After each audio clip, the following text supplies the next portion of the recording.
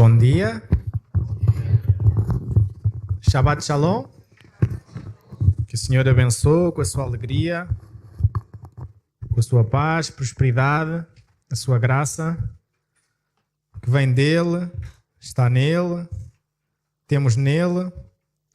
Creio que hoje é um dia alegre porque temos o privilégio de estar aqui na presença do Senhor Deus esta manhã e, em particular, agora para louvá-lo, engrandecer o seu santo nome, nós podermos meditar na sua palavra, podemos cantar hinos que nos falam de porções das Sagradas Escrituras e falam ao nosso coração também, nos ensinam e nos ajudam a decorar a palavra do Senhor e, por sua vez, também podemos ter o privilégio de, como ato de culto, como uma das partes integrais do culto que prestamos ao Senhor, nós também ofertar também um pouco do muito que Ele coloca nas nossas mãos para administrar. Amados, vamos então, hoje, continuar com a série de pregações que nós temos feito, esta minissérie baseada nos 4 pilares fundamentais do nosso culto comunitário. Ou seja, os 4 pilares, as 4 coisas fundamentais, coisas entre aspas, que nós temos, segundo as Sagradas Escrituras, temos isto explicado, exemplificado,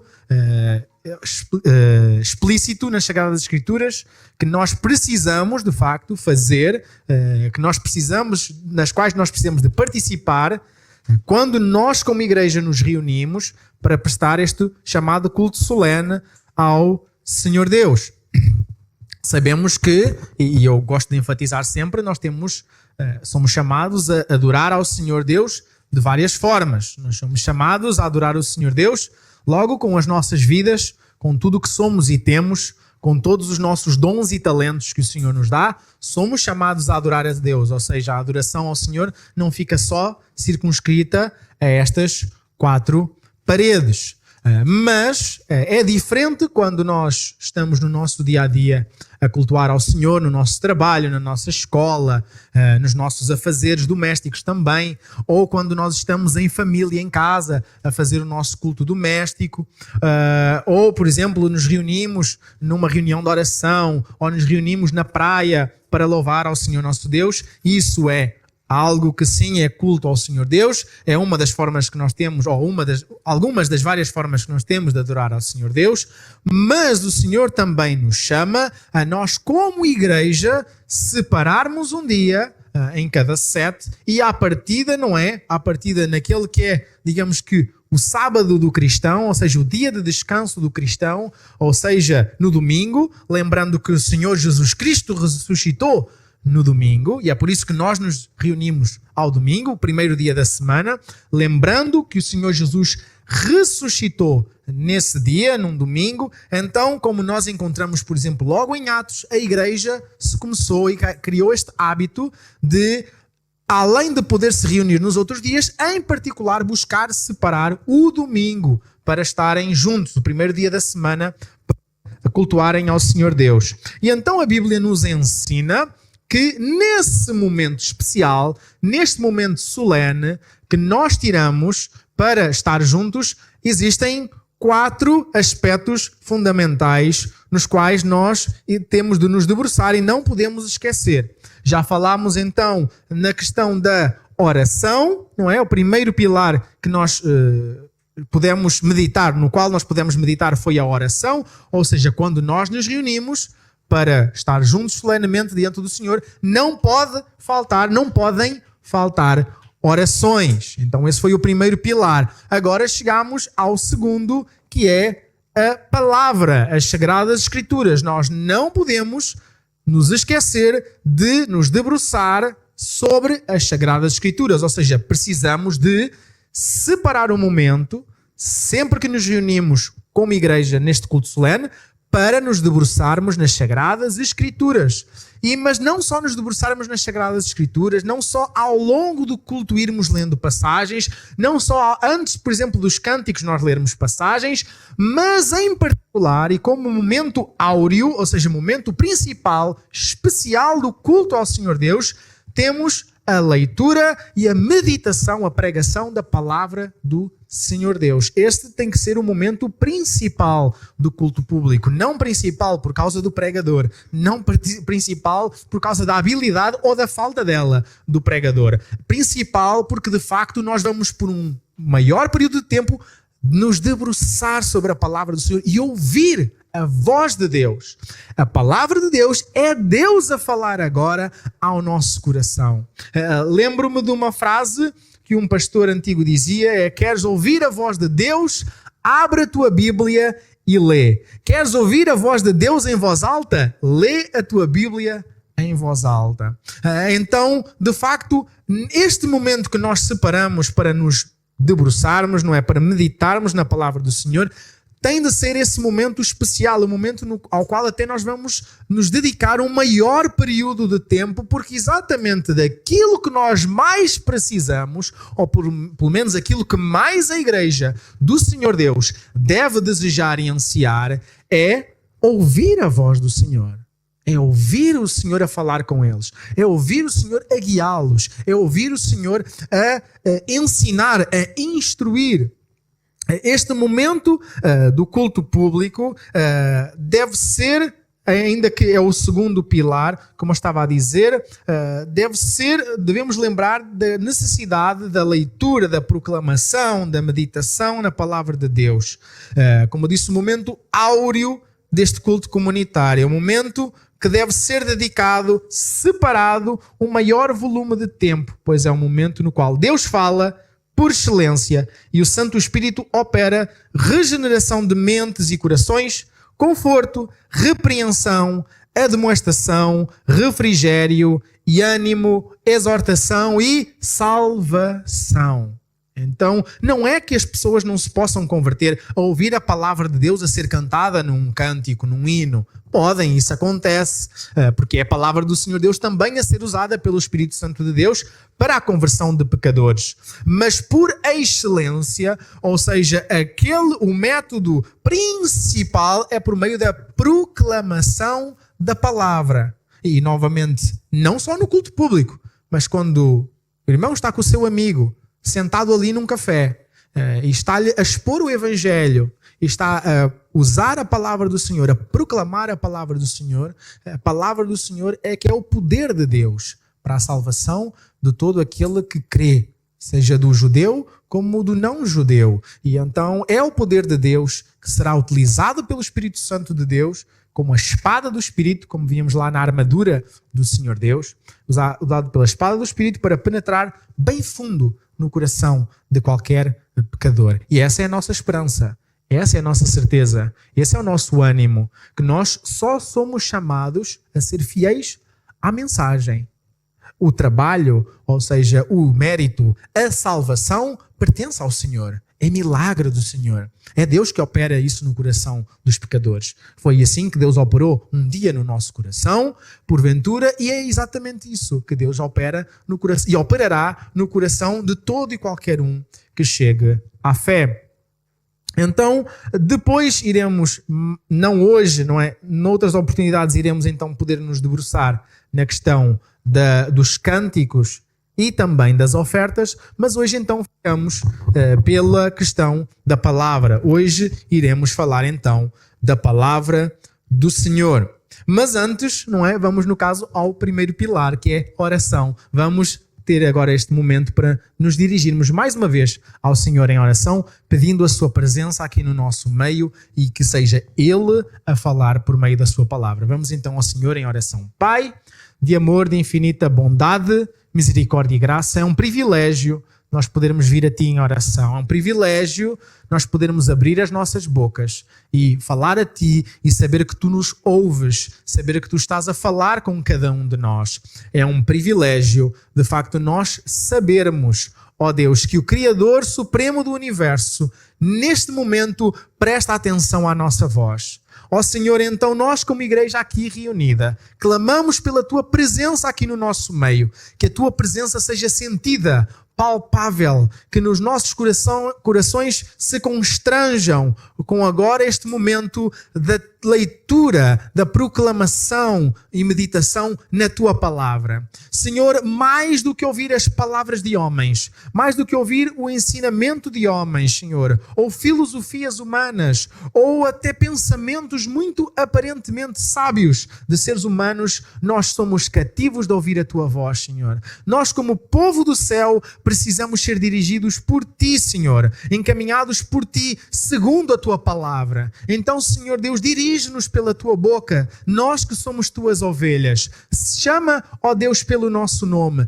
Conduze-nos como bom pastor que Tu és. E, Senhor Deus, guia-nos pelas veredas da justiça por amor do Teu nome, Senhor. Ó Deus, fala, que assim clamamos e suplicamos. Fala conosco, que não sejam as minhas palavras, que a minha boca seja utilizada meramente como instrumento na Tua presença, e que aquilo que seja pregado aqui esta manhã seja a Tua palavra e a Tua palavra somente, pois sabemos que só ela é o nosso único manual e regra de fé e prática. Não as palavras humanas, não as crendices populares, não as crenças ou tradições que nós possamos até ter acumulado e nas quais temos crido, mas queremos sim só seguir a Tua palavra. Que seja o Evangelho de Jesus que esteja no nosso coração, que seja o Evangelho de Jesus que esteja na nossa mente, que seja o Evangelho de Jesus que esteja na nossa boca quando nós falarmos com os descrentes à nossa volta. E, Senhor, então clamamos e suplicamos que Te estejas a agradar deste culto que Te estamos a prestar aqui esta manhã. Queremos fazê-lo com excelência e com temor. Queremos fazê-lo com liberdade, mas com reverência, Senhor. E queremos fazê-lo solenemente, com o auxílio e direção do Teu Santo Espírito. E é no nome de Jesus que nós oramos neste momento, cativos de Te ouvir, expectantes de Te ouvir neste momento. E por isso pedimos que fales connosco neste momento. Isto pedimos, agradecemos no santo nome de Jesus, dizendo amém. Então, amados, nós, como cristãos que somos, ou pelo menos dizemos que somos cristãos que somos, nós seguimos a Cristo. Nós somos um povo que segue a Cristo. E a única maneira de nós conseguirmos conhecer a Cristo é por meio da palavra de Cristo, por meio da palavra de Deus. Só através da palavra do Senhor Deus é que nós conseguimos conhecer o Senhor Deus. Só por meio daquilo que está nas Sagradas Escrituras é que nós podemos conhecer a Jesus. Se não for alguém ou que leia e proclame a palavra do Senhor, ou se nós não nos aproximarmos da palavra do Senhor Deus e nós não buscarmos conhecê-lo por meio da sua palavra, nós nunca vamos chegar ao conhecimento da verdade. Amados, a Bíblia fala-nos no conceito de duas revelações. O que é que eu quero dizer com isto? Há duas formas com que Deus se revela à humanidade. A chamada revelação geral e a revelação especial ou particular.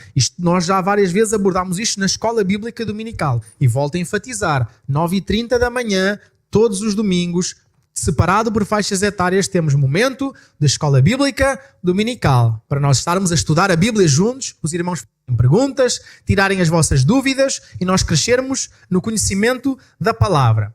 Quando eu falo em revelação geral, e a Bíblia nos ensina, em particular em Romanos, Paulo aborda isso, se não me falha agora a memória, no capítulo do número 3, fala sobre a questão de que todo o ser humano é indesculpável diante de Deus. Não há um único ser humano que possa chegar à presença do Senhor Deus e possa dizer, eu não sabia que Deus existe. Ninguém, nem um índio lá no meio de uma tribo, no meio da Amazónia, no meio da África, que nunca nenhum missionário lá for. Nunca ninguém pode dizer diante do tribunal do Senhor, eu não conheço Deus. Porquê? Por meio da chamada revelação geral. O que é a revelação geral? A criação. E que nós chamamos de natureza. Eu tendencionalmente não gosto de dizer natureza, porque não foi algo que veio do nada, naturalmente, mas digo criação, porque eu sei que foi criado com um objetivo e com um propósito. E por isso, por meio da criação, por meio das coisas criadas, assim a Bíblia nos diz, todo ser humano consegue conhecer que existe um Deus e consegue conhecer os seus atributos de justiça, de poder, de soberania, de retidão. Mas lá está, esta revelação não salva ninguém, digamos assim. Esta revelação serve para todos, diante de Deus, nos tornarmos indesculpáveis. O que é necessário? A revelação particular. O que é esta revelação particular ou revelação especial? Cristo. A palavra de Cristo. O Evangelho de Cristo. Agora, se nós sabemos que só há um meio para a salvação, só há um caminho para a salvação, e Jesus disse que Ele é o caminho, a verdade e a vida, e ninguém ia ao Pai a não ser por Ele, então esta revelação particular, especial, que Cristo veio trazer, que Cristo falou pelos profetas no Velho Testamento, que Cristo falou com Moisés através da sarça ardente, que Cristo esteve ali com Sadraque, Mesaque e Abdenego dentro daquela fornalha ardente, e Ele veio se demonstrar como o Deus resgatador, o Deus salvador, o Deus misericordioso para com a humanidade. E então é necessário que pela palavra de Cristo, e só pela palavra de Cristo, é que qualquer pessoa pode ser salva. E não só salva, mas crescer em comunhão com Deus e crescer em intimidade com Deus. Amados irmãos, eu não posso fazer isso por vocês. Se vocês querem crescer em intimidade com Deus, se vocês querem crescer na vossa vida espiritual, eu podia ser um Hernandes Dias Lopes, um Augusto Nicodemos, um Billy Graham, um John Piper, um Paul Washer, sei lá, o pregador da vossa predileção, quem vocês considerem o melhor pregador que vocês já ouviram. Que isso não ia mudar nada na vossa vida espiritual se vocês não pegam na vossa Bíblia e não leem a vossa Bíblia em casa. Eu não posso fazer nada disto por vocês.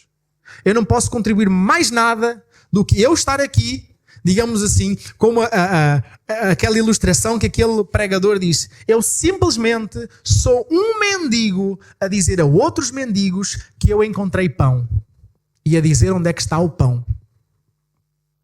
Se os amados irmãos não pegarem nas vossas Bíblias e se vocês em casa não estudarem a vossa Bíblia, vocês não lerem, não memorizarem, não fizerem culto doméstico, amados irmãos, nós nunca vamos ser uma igreja que vai fazer impacto nesta cidade. Se nós não pegarmos nas nossas Bíblias, se nós não lermos nas nossas Bíblias, se nós não voltarmos como cristãos que somos, evangélicos, não é? Protestantes, nós éramos conhecidos pelos Bíblias antigamente, não é? O pessoal que levava a Bíblia, que andava com a Bíblia.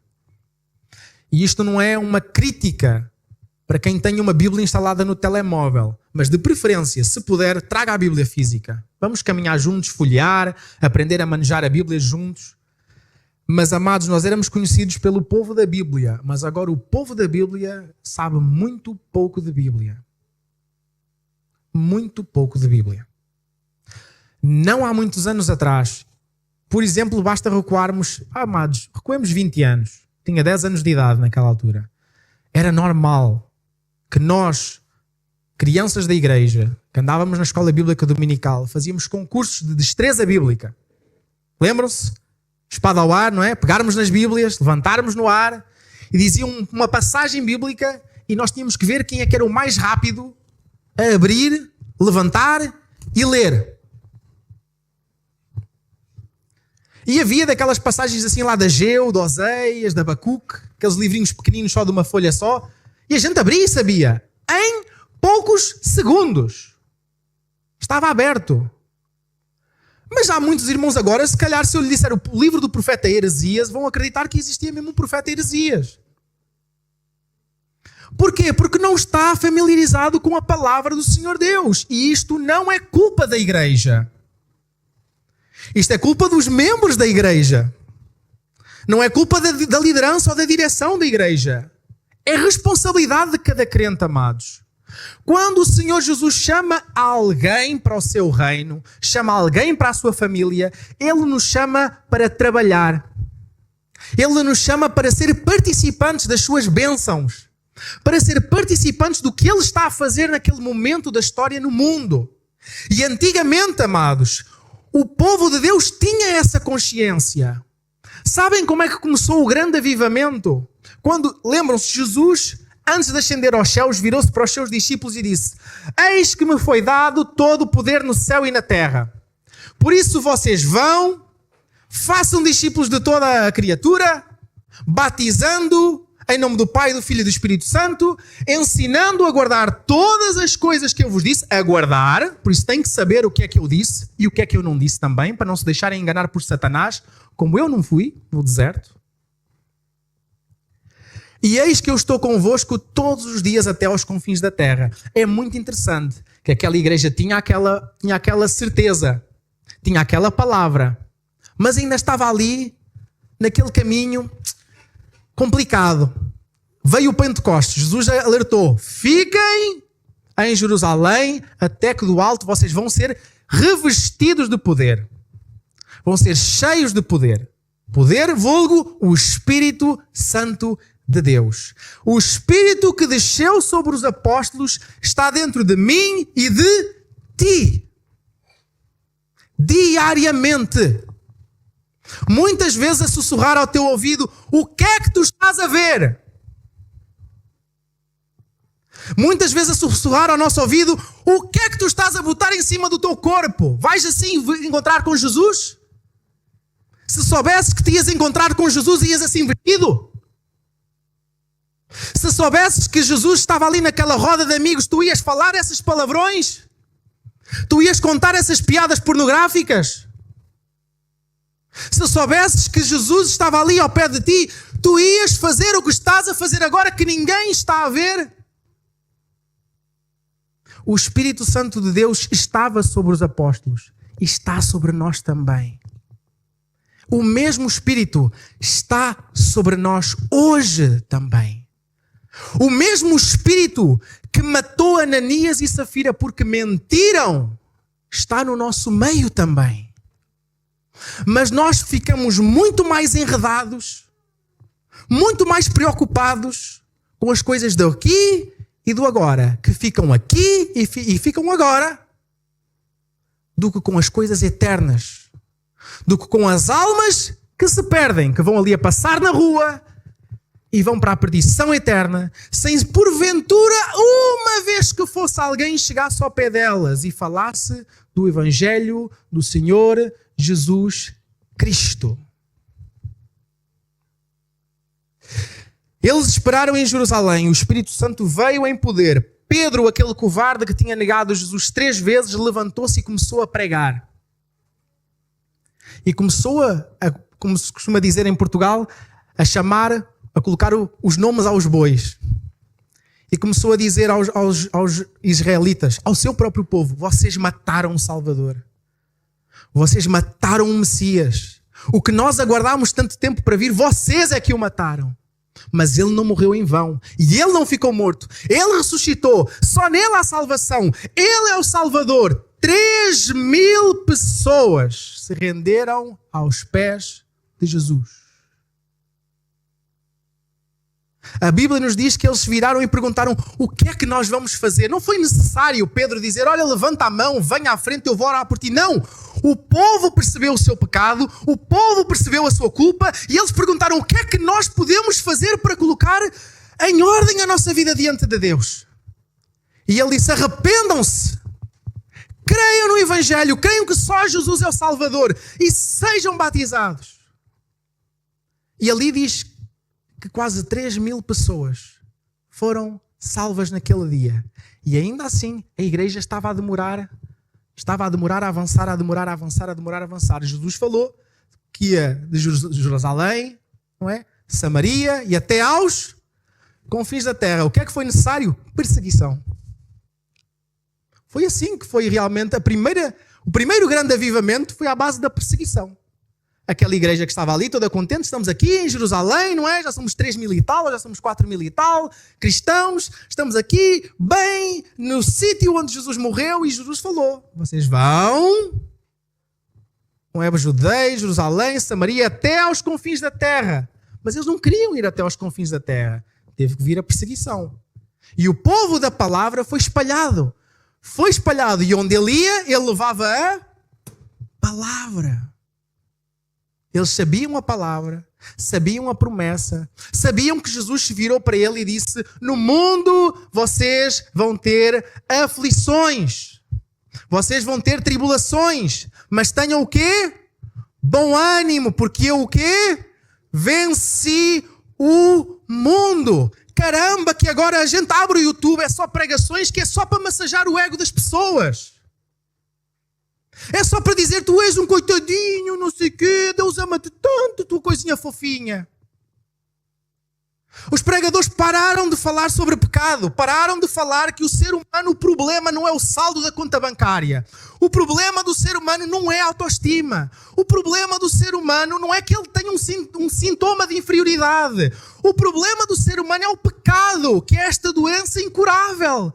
Que se nós não somos salvos, nós vamos perecer na eternidade no inferno. Tenhamos nós a nossa autoestima no topo. Tenhamos nós a nossa conta bancária arrecheada e a transbordar. Tenhamos nós propriedades. Sejamos nós patrões. Empreguemos nós um rodo de gente. Mas se nós não crermos no Senhor Jesus Cristo, não há possibilidade, não há segunda chance de salvação. É Jesus, Jesus e mais nada. O que Paulo veio dizer é exatamente: eu vim para pregar Cristo e Cristo crucificado. E Jesus Cristo virou-se: tu queres vir após mim? Queres me seguir? Queres dizer que é cristão? Então nega-te a ti mesmo. Caramba, o que a gente mais vê as pessoas a quererem ouvir é como eu não me vou negar a mim mesmo, mas Deus vai ser como que um garçom que me vai trazer o que eu quero. 7 passos para Deus realizar os seus sonhos. Que se danem os teus sonhos. Eu não quero saber dos teus sonhos. Eu quero saber o que é que Deus quer fazer na tua vida. E como tu queres desejar que Ele faça a sua vontade aqui na terra, na tua vida, como Ele faz nos céus. 10 passos para uma vida de sonho. A tua melhor vida agora. A tua melhor vida agora. Aquela que eu não sei no momento, mas já foi a maior igreja dos Estados Unidos da América. O pastor, entre aspas, chama-se Joel Osteen. Foi a maior igreja nos Estados Unidos da América e creio que era a maior igreja no mundo, se não me engano. Começaram inclusive até na altura, já tem alguns anos, quando surgiu mais... virou mais na moda e tudo mais, e muitas pessoas e atores de Hollywood começaram a frequentar essa igreja, e realmente o mote e o livro principal que se tornou um best-seller deste pastor era exatamente este, era o título: A Tua Melhor Vida Agora. Era um livro motivacional para que a pessoa exatamente quisesse realizar os seus sonhos, os seus projetos e tudo mais. Amados, se o teu desejo é que a tua melhor vida seja agora, é porque tu crês que vais passar uma eternidade no inferno. Se a tua melhor vida é agora, é porque crês que vais passar uma eternidade no inferno. Porque aquilo que nós ansiamos, que é a nossa esperança, é exatamente no porvir. A nossa esperança é que toda a nossa lágrima vai ser enxugada. É que todo o nosso corpo vai ser sarado. É que toda a nossa doença vai desaparecer. É que o pecado em nós vai ser expurgado. É que não vai haver mais tristeza, lamento. Nós nunca mais vamos fazer nada de errado. E para sempre vamos viver olhando e contemplando finalmente o rosto do nosso Deus.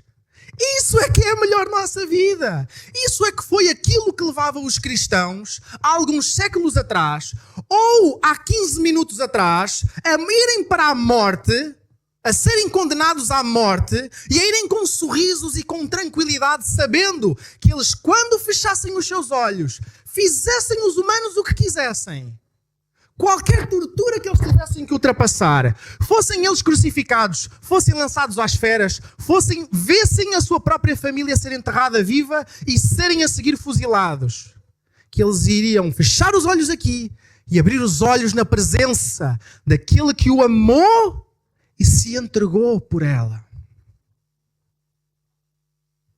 Isto é que fazia a igreja diariamente saber que ia na força do Senhor, na força do seu poder. Saber que na nossa boca há poder, mas não é por causa das nossas palavras. Não é que as palavras têm poder. Eu estou a dizer que na nossa boca há poder quando nós proclamamos a palavra do Senhor.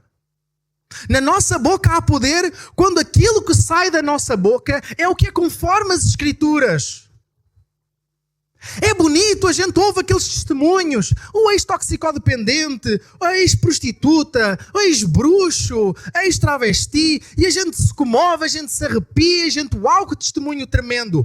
Estás tu a fazer alguma coisa para que prostitutas, travestis, assassinos, pedófilos conheçam o Evangelho do Senhor Jesus Cristo? Se tivesse uma prostituta ao teu lado, eras tu capaz de lhe ir abraçar e contar de quão poderoso é Deus para transformar a vida dela, para a perdoar de todos os seus pecados, para a receber e acolher como filha amada, como ela perante do Senhor Deus, lavada pelo sangue, pode ser mais branquinha, purificada do que a neve. E Deus a receber como filha e dizer, eu te amo.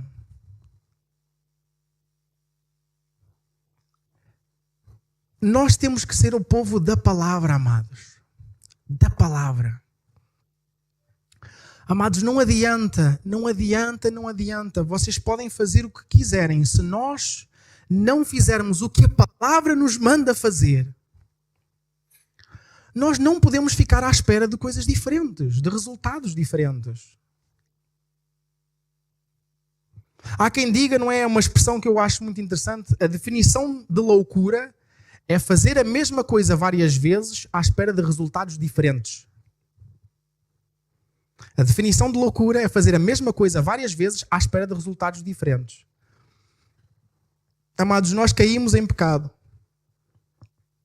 A gente dá aquela tropeção, aquele tombo, estatela só comprido, Deus levanta. Nós ouvimos a palavra, a gente se arrepende, a gente volta para o caminho, começa a trilhar o caminho e ouvimos a palavra a recomendar que nós a leiamos, que nós tiremos mais tempo da nossa rotina para ler a palavra, para tirar tempo de oração, para tirar tempo do culto doméstico, para tirar tempo para contemplar a criação do Senhor Deus. Mas nós não fazemos essas coisas. A gente limita-se, no máximo, a vir ao culto, às vezes até de vez em quando só, e estamos à espera que a nossa vida espiritual melhore. Muitas vezes, Deus na sua misericórdia, Deus na sua graça,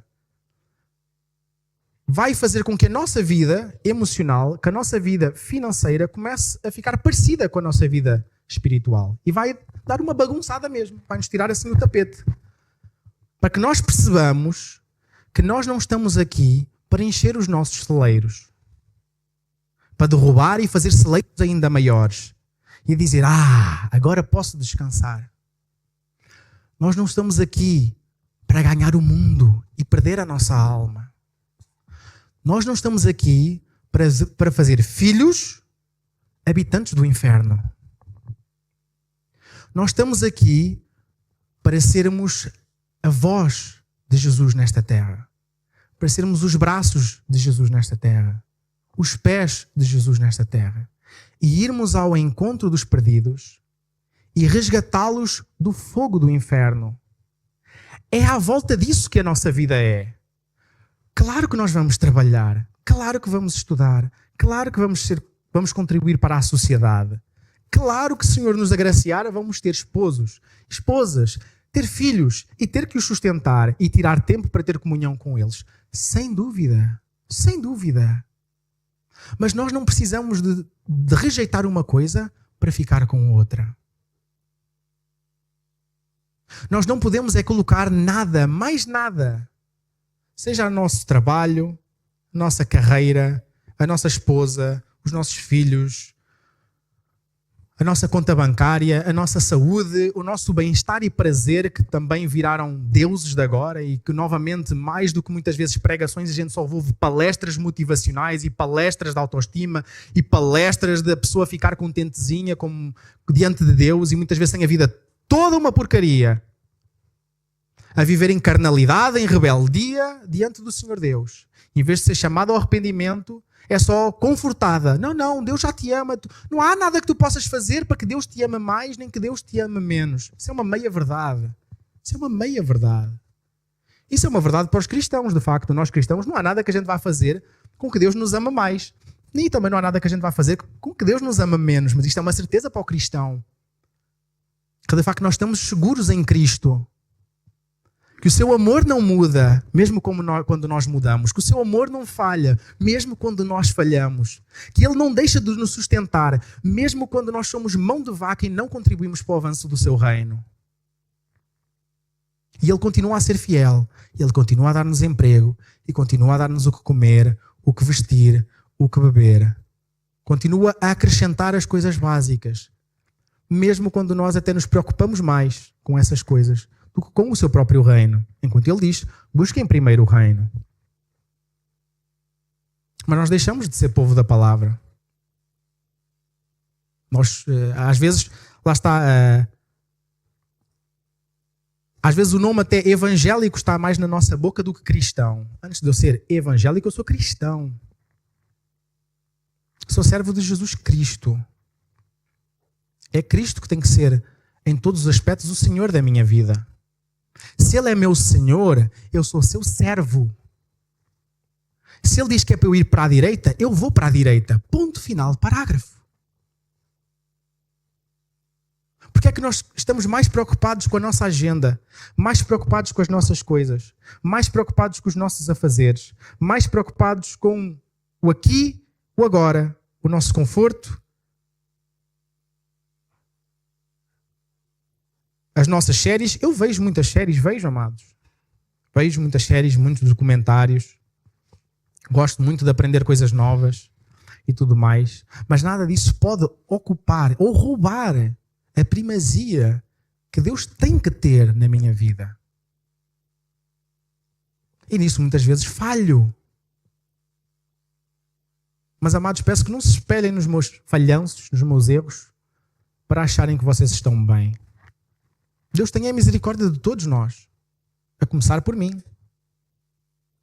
Deus tenha misericórdia de mim e que me faça um cristão fiel, leitor diário da sua palavra, que diariamente tire tempo para orar, diariamente tire tempo para meditar nas bênçãos do Senhor, que diariamente a ânsia por ver o seu reino avançar esteja na minha mente.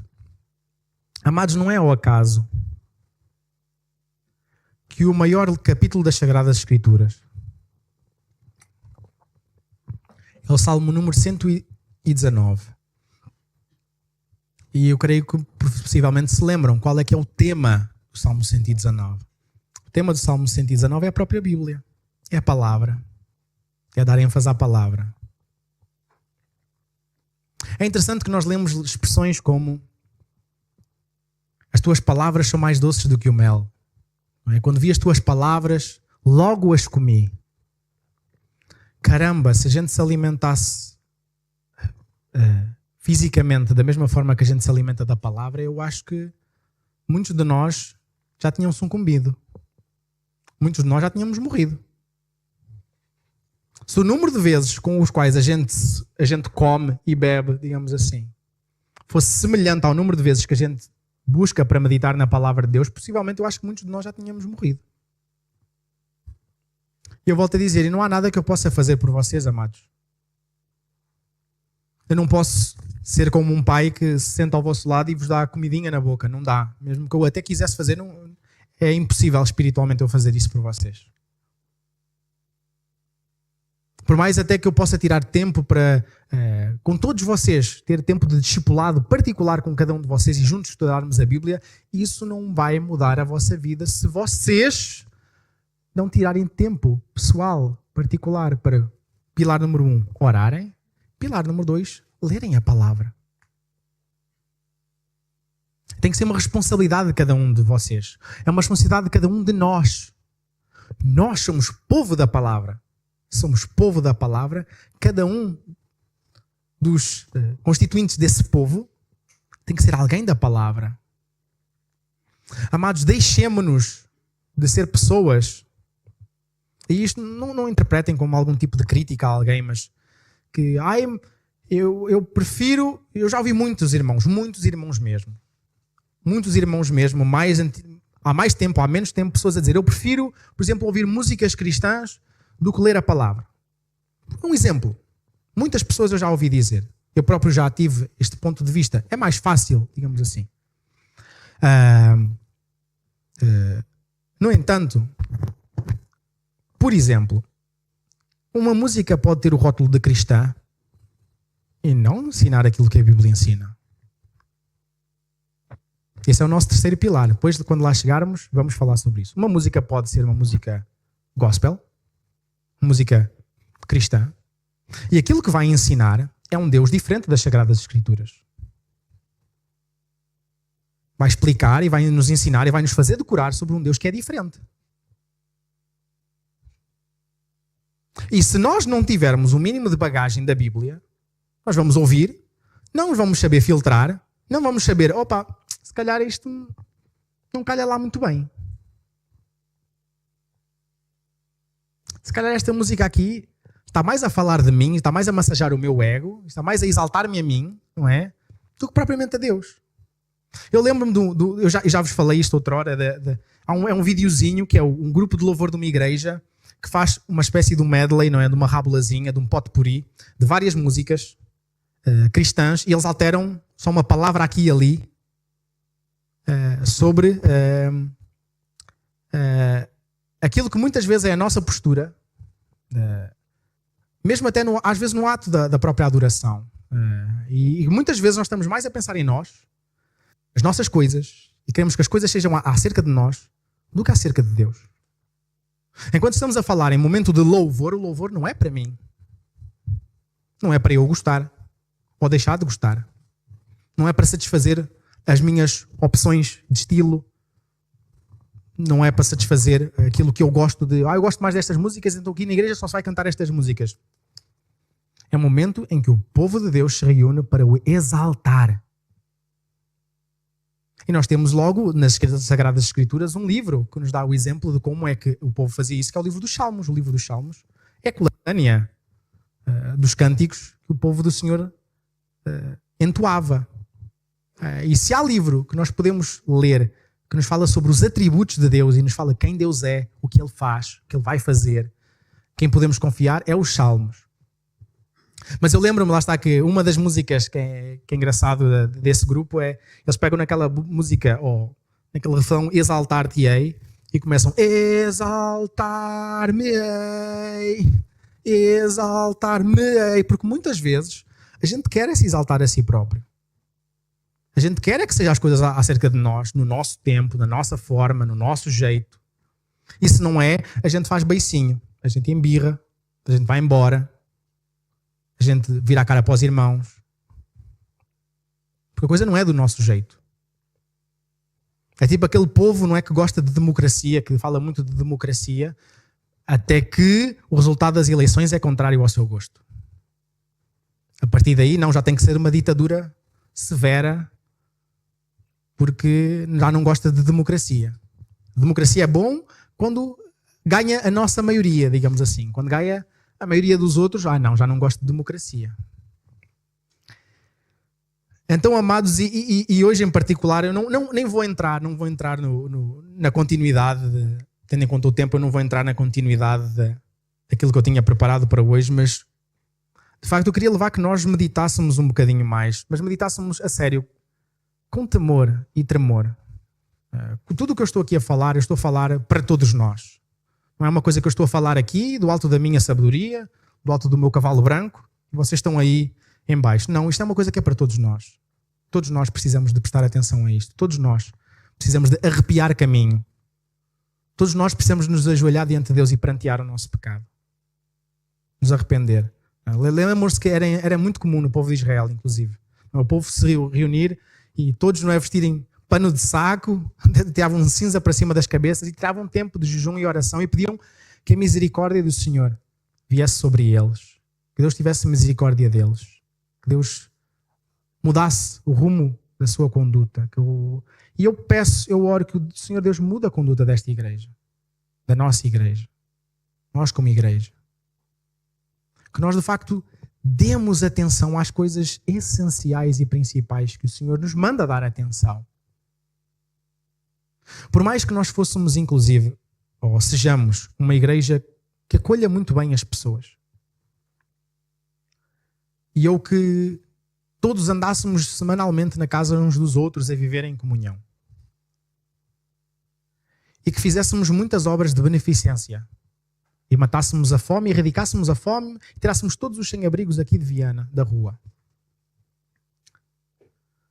Se nós não tivermos o poder de Deus na nossa boca, se nós não tivermos o poder de Deus no nosso coração, se nós não tivermos exatamente o objetivo primordial, principal, de que pecadores venham ao conhecimento da verdade, a nossa igreja não teria qualquer motivo de existência.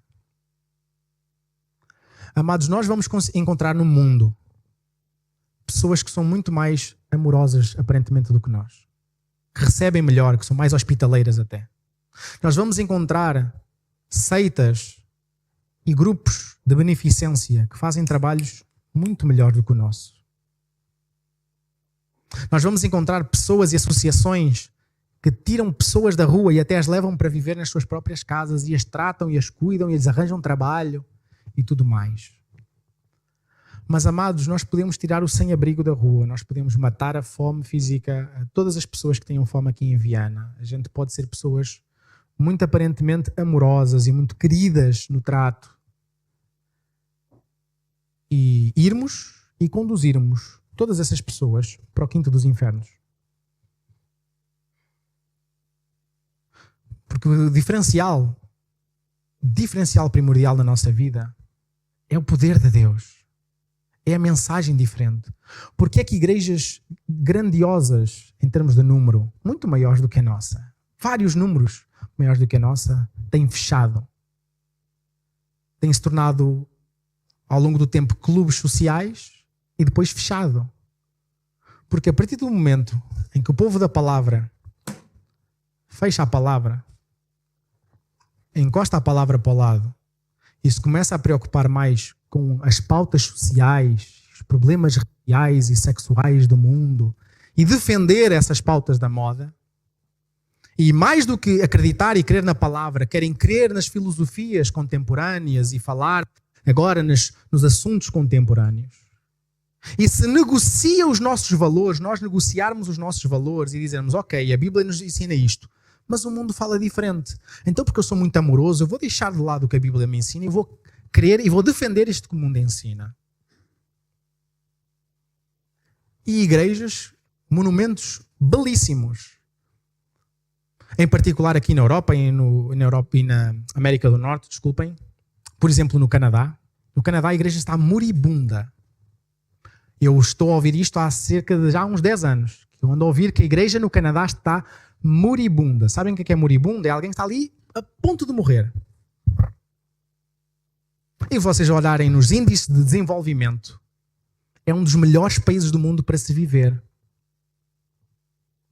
Em que há subsídios para tudo e mais alguma coisa, e bolsas para tudo e mais alguma coisa, e as pessoas têm segurança, no geral, a criminalidade não é assim muito elevada, é um daqueles países que as pessoas olhando, tirando o frio, digamos assim, em muitas regiões, tirando o frio, é um país com um nível de desenvolvimento e de felicidade dos melhores que há. A igreja está moribunda. As igrejas estão a fechar, estão a virar discotecas, estão a virar bares, estão a virar centros comerciais e estão a fechar. A fechar, a fechar, a fechar. Porquê? Porque já não são povo da palavra. São povo das pautas sociais, das pautas raciais, das pautas sexuais, de andarem a azar bandeiras que não a bandeira do Senhor Jesus Cristo. O Senhor Yahweh já não é Nissi, já não é a bandeira deles. Agora a bandeira deles é o racismo, é LGBT, é ser inclusivos, é fazer obras de beneficência. Amados, sermos amorosos, fazermos obra de beneficência, tudo isso tem de ser com o objetivo de resgatar almas do caminho para o inferno e trazê-las para o reino da sua maravilhosa luz. É algo semelhante ao nosso cuidado com os nossos filhos. De que vale, amados, eu deixar uma herança, se pudesse, deixar uma herança choruda para o Isaac, garantir que ele tirava licenciatura, mestrado e doutoramento, e que ele tivesse uma carreira brilhante aqui em Portugal, até virasse primeiro-ministro desta nação, e ele perder-se no inferno? De que é que isso me iria valer? De que é que isso me iria valer?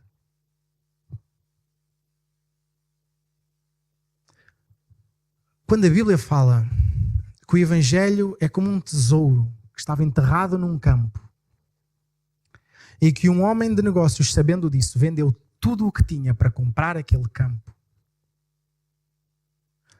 por que é que o Evangelho não é a nossa maior riqueza? Por que é que quando nos perguntam o que é a melhor coisa que tu tens? É a minha família, os meus filhos, é o meu trabalho, a minha carreira, é a estabilidade financeira. Ou a primeira coisa que vem à nossa mente, mesmo que a gente não fale, mesmo que a gente não verbalize. Se a salvação não é coisa que logo vem assim à nossa mente, eu alertava como o apóstolo Paulo alerta: examine-se o homem a si mesmo. Porque se a salvação não é a maior alegria e motivo de satisfação da nossa vida, facilmente qualquer uma daquelas coisas que é o motivo principal da nossa satisfação muda, se altera e toda a nossa vida rui, vai por água abaixo. O meu filho pode morrer. Deus me livre, naturalmente. Mas o meu filho pode morrer. A minha esposa pode morrer. Eu posso morrer amanhã, daqui a um bocado. Mas a nossa fé não está sustentada em pessoas, em coisas. A nossa fé está sustentada no Deus que não muda, em quem não há sombra de variação. O Deus que abriu o mar e fez o povo passar de pé enxuto. E fechou o mar quando o exército do faraó vinha no seu encalço. O Deus que ressuscitou mortos. O Deus que curou pessoas com doenças incuráveis, que cura pessoas com doenças incuráveis. Que mesmo quando eu não compreendo, quando o que eu estou a passar dói. E quando aquilo que aqueles à minha volta deviam fazer é chorar com os que choram, mais do que virmos com teorias e com muitas palavras até para dizer, porque muitas vezes não há o que dizer. Não há o que dizer. Eu não me arrisco, muitas vezes, a dizer. Da mesma forma, como a gente não podia tocar na Arca da Aliança, eu também não me arrisco, muitas vezes, a tocar naquilo que é o que o Senhor está a fazer com aquela pessoa. E, amados, muitas coisas são feitas por boa vontade. A gente faz muita coisa por boa vontade. Mas não devemos fazer nada por boa vontade. Devemos fazer porque Deus nos manda fazer isso. Porque é a vontade de Deus. Porque é o que a palavra de Deus nos manda fazer. Não sei se vocês se lembram, houve um episódio nas Sagradas Escrituras em que Davi conseguiu saber o paradeiro da Arca da Aliança. A Arca da Aliança tinha sido aquela arca que Deus tinha mandado construir. Não é aquela arca que estava forrada a ouro. Tinha 2 querubins assim com as asas abertas para dentro. Lá dentro estavam as tábuas da lei. As segundas, não é? Porque as primeiras Moisés partiu com raiva do povo que já estava a ser idólatra. As segundas tábuas da lei. O cajado, inclusive, que tinha florescido e tudo, estava dentro dessa arca. E era lá, inicialmente, inclusive, que no tabernáculo fazia-se os sacrifícios sobre essa arca que representava a presença de Deus no meio do povo. Neste momento nós não fazemos a mínima ideia onde está essa arca. Ninguém sabe onde está essa arca. Eu creio que foi mais um daqueles casos em que Deus, à semelhança do corpo de Moisés, fez mesmo dar um chá de sumiço, para que não fosse um objeto de idolatria, mais um objeto de idolatria para o ser humano. Davi soube onde é que estava a arca, porque a arca tinha sido roubada por inimigos deles. E Davi, por boa vontade, achando que estava a ser mais inteligente do que Deus tinha mandado, porque Deus tinha dito que só os levitas é que podiam carregar aquela arca. Foi assim que Deus determinou. Deus disse que era assim. Os levitas é que iriam carregar a arca. Só os levitas é que podiam carregar a arca. Mas Davi, por boa vontade, achando-se mais inteligente do que Deus, o que é que mandou fazer? Não, a gente vai meter a arca num carro de bois e a gente traz a arca muito mais rápido. A gente não quer recuperar a arca. Não quer recuperar a presença de Deus aqui para o meio do povo. Não queremos nos alegrar novamente porque recuperarmos a arca. E assim fez. Colocou a arca num carro de bois. Numa parte do caminho, os bois tropeçaram. A carruagem inclinou. A arca possivelmente ia cair ao chão. E um homem, por boa vontade, o que é que ele vou fazer? Eu vou colocar a mão para equilibrar a arca. Não vá a arca do Senhor estatelar-se no meio do chão. Ainda pode partir, quebrar. O que é que vai acontecer? O que é que ele fez? Ele tocou na arca. O que é que aconteceu? Instantaneamente morreu. E nós achamos que é um Deus diferente. Nós que dizemos, não, o mesmo Deus do Velho Testamento é o mesmo Deus do Novo. Mas porquê é que a gente vive de forma diferente? Porquê é que nós não temos aquele temor e seriedade de perceber que é o mesmo Deus? É o mesmo Deus amoroso de lá, é o mesmo Deus amoroso de agora. O mesmo Deus que é justo e reto e santo e puro, é o mesmo Deus que é justo, reto, santo e puro. Então porquê é que quando Deus diz façam assim, e a gente, não, mas ó Deus, agora isto é século XXI, Deus. Século XXI, as coisas mudam, a gente adapta, a gente já não tem que fazer assim. A gente já não tem que fazer só como a Bíblia manda. É óbvio que a gente agora vai passar a fazer diferente. Toda a gente faz diferente. Desde que eu nasci, eu cresci na igreja, sempre foi feito de forma diferente. Porque é que a gente agora vai voltar a fazer como estava lá a dizer na Bíblia? E amados, nós temos sido o povo da palavra que tem deixado a palavra. As nossas Bíblias muitas vezes têm sido objetos de acúmulo de pó e teias de aranha. Não é? Conta ao irmão Leopoldo, não é, que um pastor foi visitar um crente, e não é um crente, chegou à casa dele e observando a sala em que ele estava, viu que ele estava a utilizar estava a usar a Bíblia não para equilibrar a vida daquele homem, mas para equilibrar a sua mesa, porque a mesa estava inclinada, então ele, para compensar o desnível que a mesa tinha, enfiou a Bíblia lá debaixo de um pé. Agora a mesa está equilibrada. Amados, a Bíblia não é um amuleto. A Bíblia é a palavra de Deus. Aqui nós temos a palavra de Deus na nossa mão. Nós temos o privilégio de ter contacto pessoal com Deus, Criador dos céus e da terra. Por mais cético que sejas, eu desafio-te a abrir este livro e a lê-lo. E a sinceramente no teu coração dizer, Deus, revela-te a mim. Revela-te a mim, eu quero te conhecer mais. Eu quero te conhecer mais intimamente. Eu quero saber quem tu és. Uma sugestão que eu costumo dar a todas as pessoas quando vão começar a ler a Bíblia. Por exemplo, comecem, pelo Evangelho segundo João. Porquê?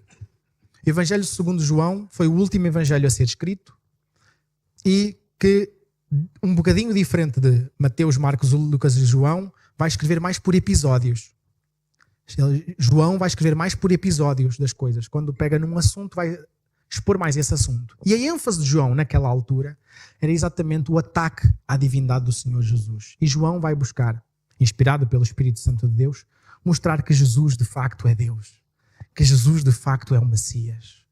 E por isso é que nós já tivemos, não sei se lembram, alguns estavam presentes, outros ainda não estavam aqui connosco, aquela série de pregações sobre os eu sou de Jesus. que nós encontramos em João. Várias vezes João, fazendo uma ponte com quando Jesus se manifestou a Moisés através da sarça ardente, nós temos: eu sou a porta, eu sou o caminho, a verdade e a vida. Eu sou o bom pastor. Não é? Eu sou a ressurreição e a vida. É o mesmo eu sou que se manifestou lá a Moisés no Velho Testamento. Então vai ser um livro, é um livro da Bíblia bem cristocêntrico, bem para dar ênfase na salvação por Jesus somente. Por isso é que João, quando conclui o seu evangelho, disse que até se escrevesse tudo o que Jesus fez, não dava para a gente colocar pergaminhos no mundo inteiro, espaço no mundo para a gente colocar pergaminhos de tudo incrível e fantástico que Jesus fez, que Jesus é.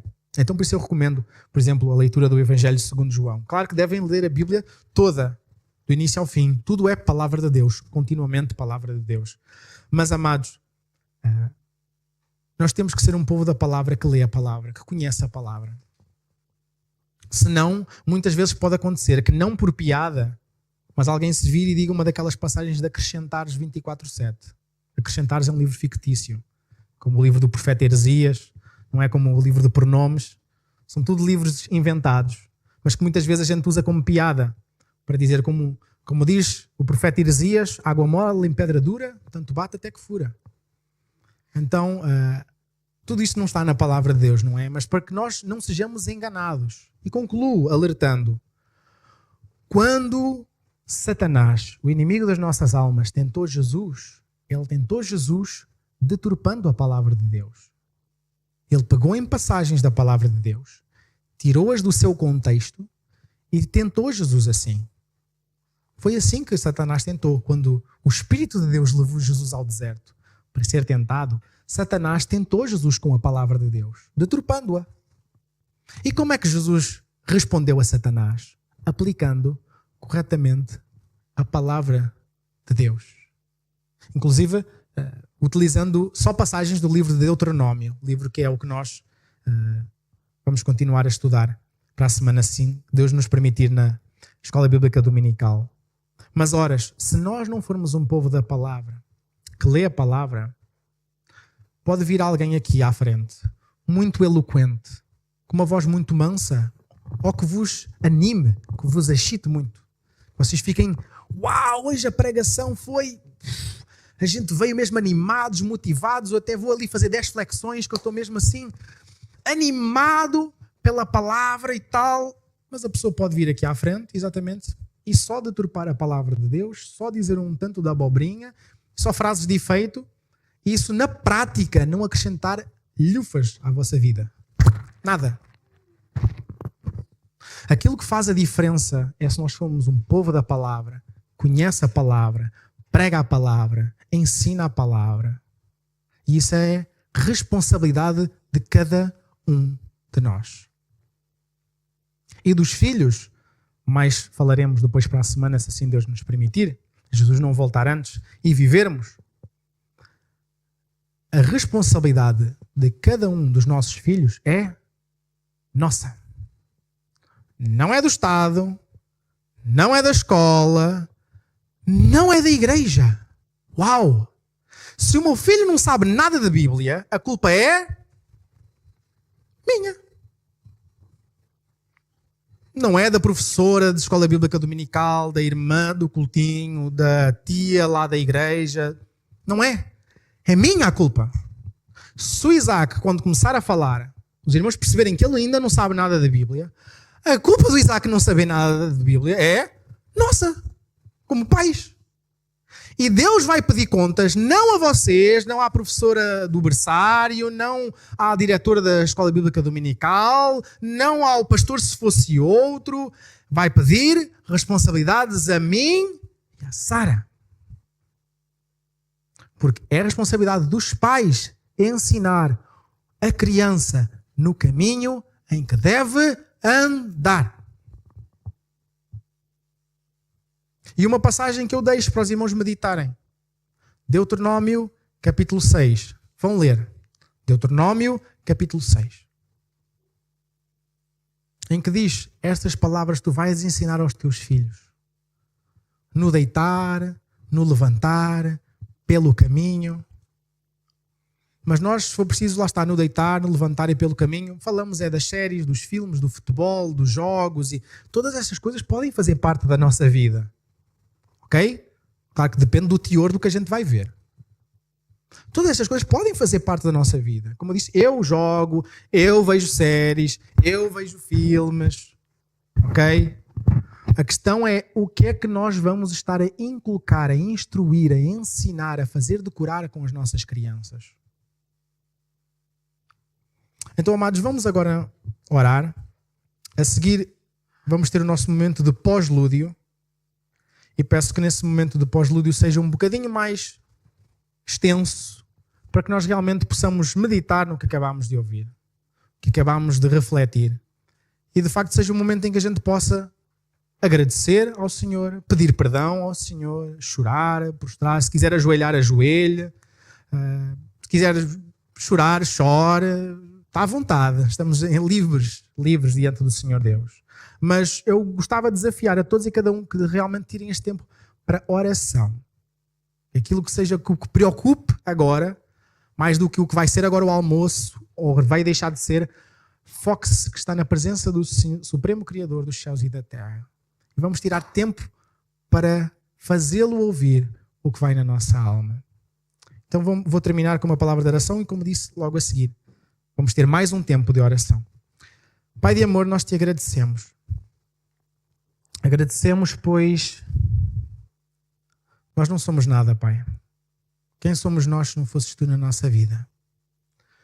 O que seria de nós? Onde é que estaríamos nós neste momento se não fosses tu na nossa vida? Que fosses tu de forma soberana a conduzir os nossos passos e a nos livrar da morte tantas vezes. Onde é que estaríamos nós neste momento? Se não fosses tu, porventura, a resgatar-nos do reino das trevas e a trazer-nos para o reino do Filho do teu amor, quantos de nós já não estaríamos mortos? Quantos de nós já não teríamos nos saturado de prazeres, de riquezas, de bens terrenos, de louvor dos homens, e ainda assim encontrar um vazio, um buraco negro no nosso coração, impossível de ser preenchido por alguma coisa além de ti? Ó Senhor, perdoa-nos. Perdoa-nos como igreja, perdoa-nos individualmente a cada um de nós. Perdoa-me, Senhor. Porque tantas vezes damos importância a tantas outras coisas. Damos importância a atividades, demasiado a obras e construções e aos nossos orçamentos de casa e à nossa carreira, às nossas amizades e ao quanto as pessoas à nossa volta nos amam mais do que te amam a ti. E, Senhor, capacita-nos a voltar ao caminho, Senhor.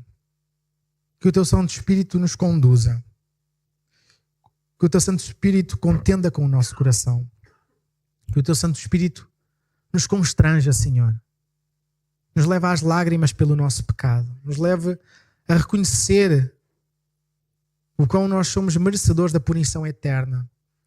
Mas que ainda assim Tu és tão amoroso que enviaste o Teu próprio Filho, aquele que Tu mais amavas, para o entregar no nosso lugar, para que nós não precisamos de ir para a condenação eterna ou temer a condenação eterna, mas termos a vida eterna.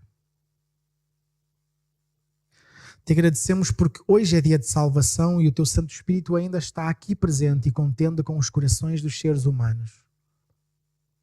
E todo aquele que te confessar ao Teu Filho Jesus como seu único e suficiente Salvador, crendo isso no seu coração, ele será salvo, será mantido, resguardado e perseverantemente caminhará a caminho de casa, ao céu, à Nova Jerusalém. Senhor, perdoa-nos quando tantas vezes nós damos mais atenção a tantas outras coisas do que à Tua palavra. Perdoa-nos, Senhor, quando tantas vezes nós damos atenção a tantas outras coisas do que a estar em comunhão contigo e com o Teu povo aqui em igreja no culto solene. Quando nós preferimos o nosso lazer, o nosso descanso, os nossos prazeres terrenos do que estar em comunhão contigo. Quando arranjamos motivos e desculpas para não congregarmos. Arranjamos motivos e desculpas para não dizimarmos e não ofertarmos também a Ti, Senhor, e não cultuarmos a Ti através da oferta. Quando arranjamos motivos para não contribuirmos para missões, arranjamos motivos para não falar aos nossos amigos e familiares do Teu amor. Arranjamos motivos para não lermos a Tua palavra, para não orarmos, para não tirarmos tempo em comunhão contigo e com a Tua igreja.